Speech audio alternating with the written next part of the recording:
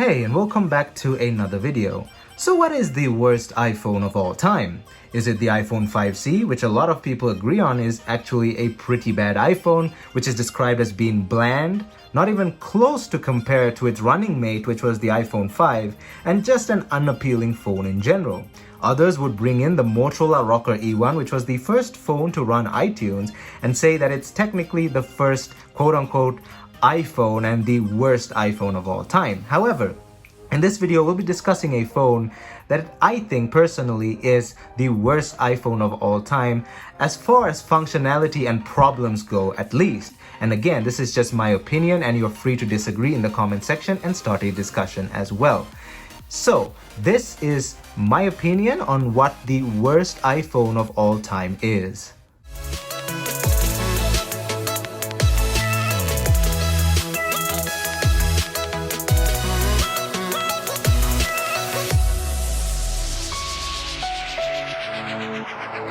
So as always, before jumping right in, don't forget to smash that like button down below as it helps this video get on YouTube's algorithm. And also don't forget to hit that subscribe button down below and ring that bell notification button so you're notified whenever I upload a new video. Also, if you have any questions, don't forget to leave them down below in the comment section or any comments that you'd like to leave.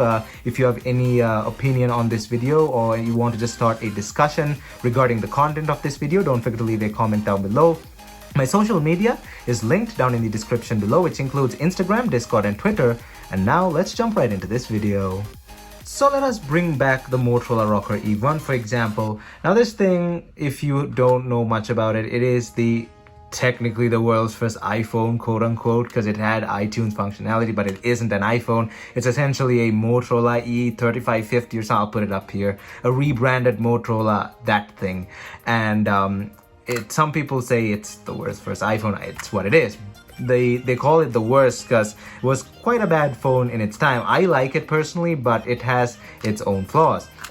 The 5C, like I mentioned, was just a bland phone overall. It really didn't have a purpose at the time, but it did sell relatively okay.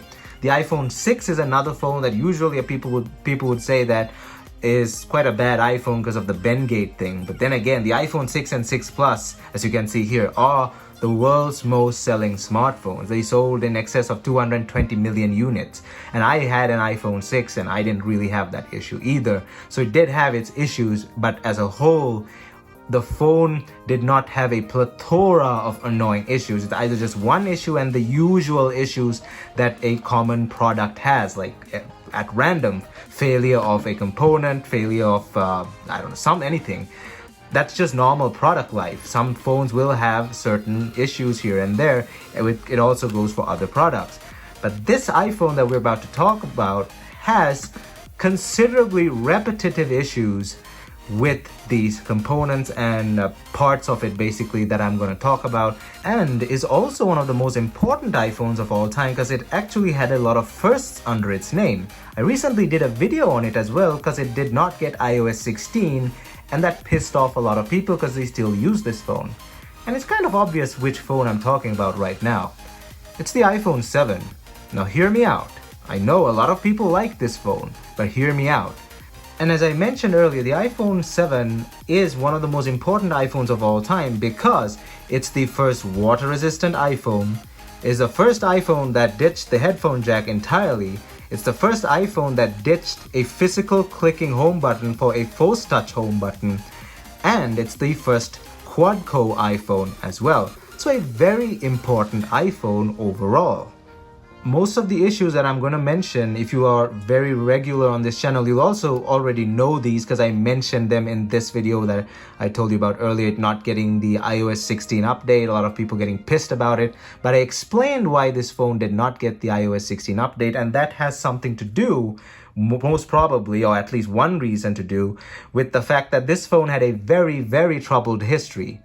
The iPhone 7 is just loaded with issues. Not only just the common product issues that phones have throughout their lifetime, but its own set of very annoying and very cumbersome issues. And we'll start off the discussion, which was the battery failure, including this very phone that I'm using, which now has a new battery in it. The iPhone 7 had a very awful battery life. It used to get hot quite a lot. It used to overheat quite a lot.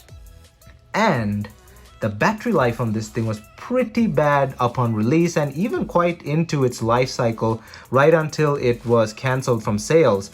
This thing actually had a very bad battery life. Mine was brand new when I got it and it wouldn't even last a day. It would just heat up and all that crap and just not have a good battery life, not even close to the numbers suggested by Apple. Most of it was due to the overheating issue, but also just the fact that the phone as a whole was not designed well and very inefficient. Just a side note, this was also one of the phones mentioned in the iPhone slowdown lawsuit regarding Apple slowing down iPhones, and then it came out as the fact that when the batteries get old, they slow down the phone to compensate for the battery not being able to provide peak voltage. So it was also involved in that lawsuit. It was listed in the lawsuit, the iPhone 7. So that's just a side note. But as a whole, when released, the iPhone 7 was not doing a good job of standing up to Apple's specifications for battery life. It was a very inefficient phone when it came to common daily tasks.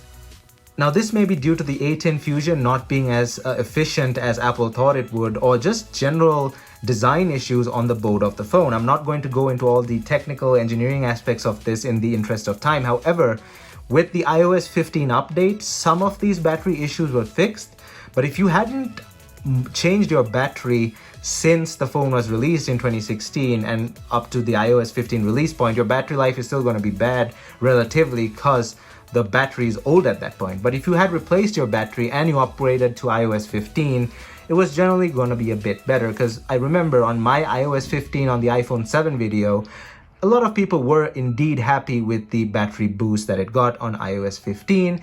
And one point that I make in the other video, the more recent one, why the iPhone 7 didn't get iOS 16, is that Apple was probably too scared to take that risk with the iPhone 7. Even though it was probably capable of running iOS 16, they were just scared that if they put iOS 16 on this thing, or they probably tested it out in a lab or something, of course, they probably saw the results that this thing would not have performed well on iOS 16, and they did not want to piss off the iPhone 7 customers again. So that's one reason I mentioned in that video that why the iPhone 7 did not get iOS 16 and they just stuck with 15, because in terms of battery life, it is in an okay place. It's not great at all, but it's okay. It's considerably better than from where it was. Overheating was also somewhat fixed with iOS 15, but some people have said that it still does overheat quite badly, and I think it has something to do with each and individual phone, not as a whole, but still with the iOS 15 update, the overheating issue is somewhat there, but it's considerably better. Another major issue that this thing had is battery failure. Including this phone, the battery on this very phone sometimes would shut off the phone at 30%. It would not be able to keep that peak voltage necessary to run the phone. Mine would sometimes, as I said, would shut off at 30% when I was using this, and when this phone was just a few months old as well. So battery failure on the iPhone 7 was also quite a serious problem, where the battery would just turn off, the phone would just basically shut off at a very reasonable percentage, even though there's a lot to go until 0%. So that was also another issue that a lot of people mentioned, the phone just shutting off randomly throughout the day, which is very annoying if you're depending on your phone. And I experienced that as well, basically when this phone was a few months old and I had to swap the battery out to a third-party battery, which is actually performing quite well. So that was another annoying issue with the iPhone 7 that after the iOS 15 update was fixed also a bit better. So I don't know if it was just a faulty battery or the phone not managing battery properly, but iOS 15 again fixed that issue. And again, I'll drag out the 16 thing. Another reason they probably didn't give this thing iOS 16 is they're scared that all those issues would have all come back if they upgraded it to iOS 16. Another extremely annoying issue that I also faced with this phone, and a lot of people that I've read in the reviews also faced, was the seal issue. The seals on this phone were not that good. Now this was of course marketed as the world's first water-resistant iPhone, and I don't think they did a really good job with that. The 7 and the 7 Plus both had this issue. Now, as a whole, some things don't apply to the iPhone 7 Plus as bad as they do to the iPhone 7. I should have mentioned that a bit earlier. The battery life thing wasn't also so common in the 7 Plus because it had a bigger battery, but that helped. But it still had the issue overall. It just wasn't as bad because the 7 had a smaller battery. The seal issue affected the 7 Plus also in an equal way. And as you can see, there's dust inside the camera there. Now, I cleaned this actually about a year ago by taking apart the whole phone, and I made sure there was no dust because initially this thing also had a lot of dust in the camera. But the camera seal is so bad that dust keeps getting into it. And I don't even use this phone anymore. I just use it for videos. It's just sitting in a box that doesn't have too much dust in it. But it still collects dust. And the same goes for the water resistance on this phone. It wasn't that reliable.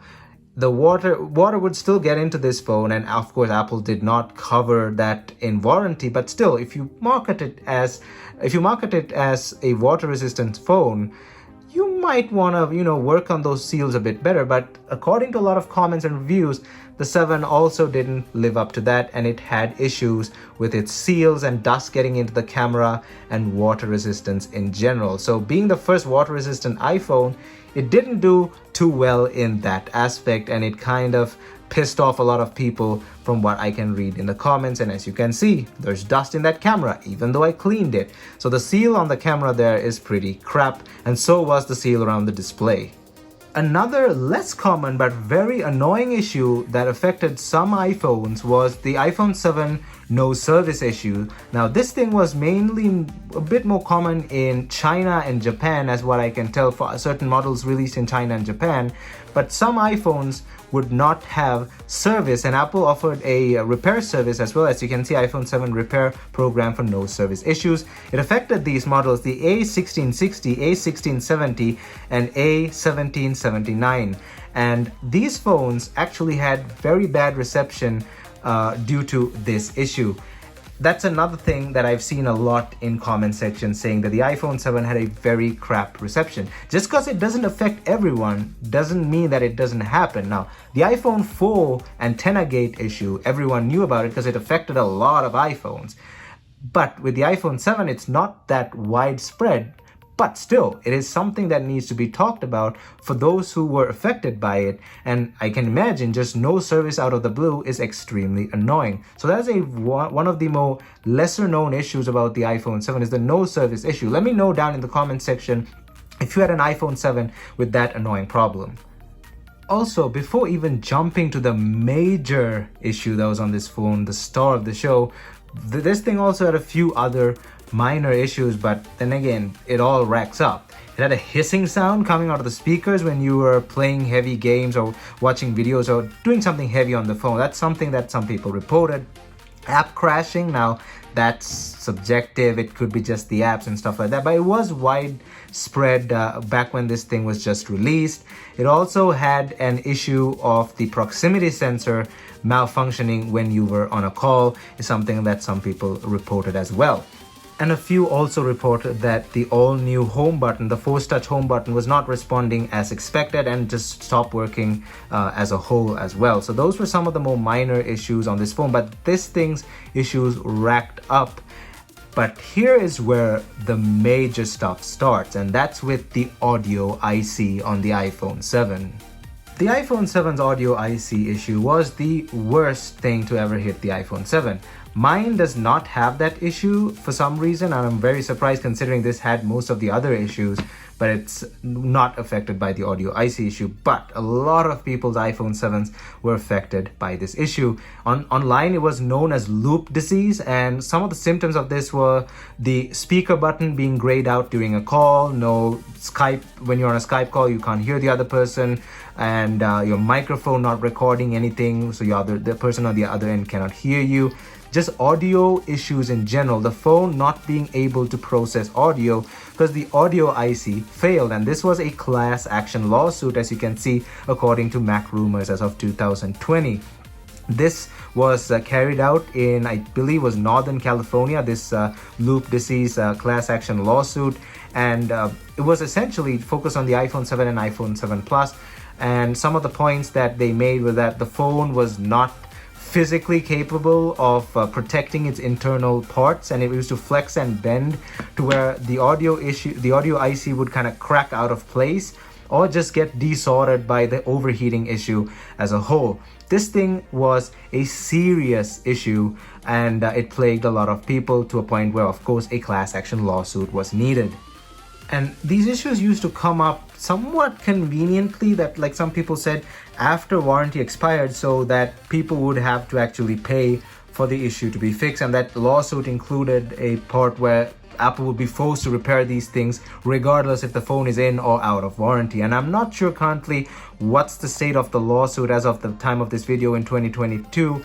It may be finished or not. I could not find any information online. Maybe it's a ongoing lawsuit, but it's definitely something that still plagues iPhones to this day. I've seen it in multiple comments on my previous iPhone 7 videos as well.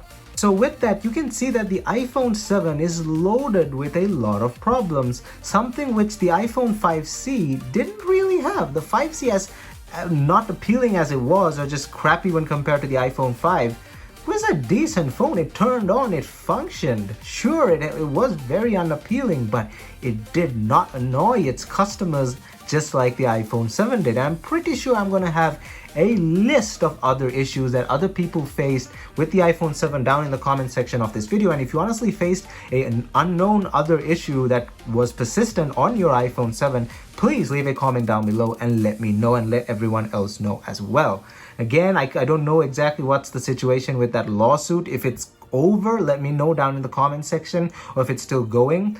But yeah, the iPhone 7, in my opinion, because of all those issues, just so many issues, is the worst iPhone of all time in terms of design and functionality, because the phone was just a wreck from the beginning. These issues did not come later on in its life.